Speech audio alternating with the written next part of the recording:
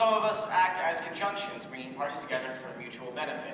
Some of us are entrepreneurs, or civic workers, or musicians, artists, adverbs, nouns. Together, alone we all have meaning, but together we make a sentence. Together we can tell our story. Now repeat after me if you will. You guys ready? Alone. Alone. I am just one word. Awesome. We created a sentence, right? Give yourselves a hand. That's good. So we are here today in the name of mapping creative communities, right? Now let's take a look at that for a second. Mapping creative communities. Now mapping is the act or process of making a map. A map is a visual representation of an area of some kind. Creative is the ability to create. And communities are unified bodies of individuals. Now before we go any further, we know exactly what you're thinking. Buzzword, buzzword, buzzword, buzzword.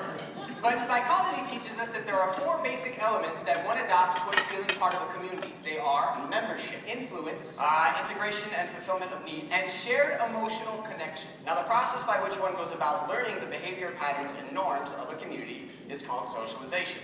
We find socialization in many different places: peer groups, mass media, the workplace, the government. Now, in the United States, we've sort of been socialized to view arts and culture as some kind of esoteric giant living in the hillside of museums, galleries, and highbrow culture, right?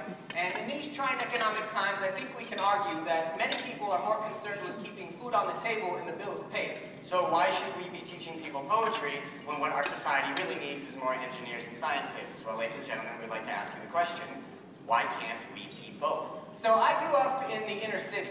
I come from honest, hardworking folks. My dad, he had a city job back in Denver, back when if you had a city job in Denver, you could actually raise a family, right? And my mom, she worked for a company that produced baby clothes.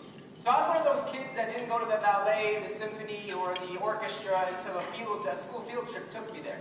I'm living proof, though, with just a little bit of access, a whole new world of possibilities appeared, right? And that still guides my philosophy as a youth worker today. So I first stepped on stage in 8th grade, right, for a National History Day theater production. My 8th grade teacher, Mrs. Allen, she told my parents during parent-teacher conferences that I was very social. What she really meant was she was tired of me running my mouth while she was trying to teach the class U.S. geography. Now, it was her suggestion that I audition for the History Day project that kind of forever changed the trajectory of my life, right? Now, later on that year, Mrs. Allen, same teacher, she had us write down for career day on a 3x5 note card what we wanted to be when we grew up. I wrote, quote, "I don't know, but I know I want to perform and help people." So I was an only child, which means I never learned to share. So being a writer, the art of the solitary control freak just sort of seemed to make sense, right? I wanted to grow up to become more typewriter than human. I did this vision in my head of a lone, great author creating works of literary genius, unparalleled works of literary genius, mailing them out to hungry publishers all over the world. Maybe a little bit of whiskey on the table next to a vintage typewriter, some jazz music playing in the background. I wanted to be the Jack Kerouac of Colfax Avenue. The problem with that is that there already was a Jack Kerouac of Colfax Avenue. His name was Jack Kerouac, and he lived on Colfax Avenue a very long time ago. See, the truth of the matter is, I don't even really like jazz music all that much, just the idea of writing to it.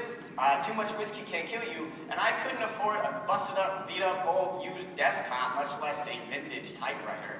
I was trying to be a 20th century artist living in a 21st century world, and I had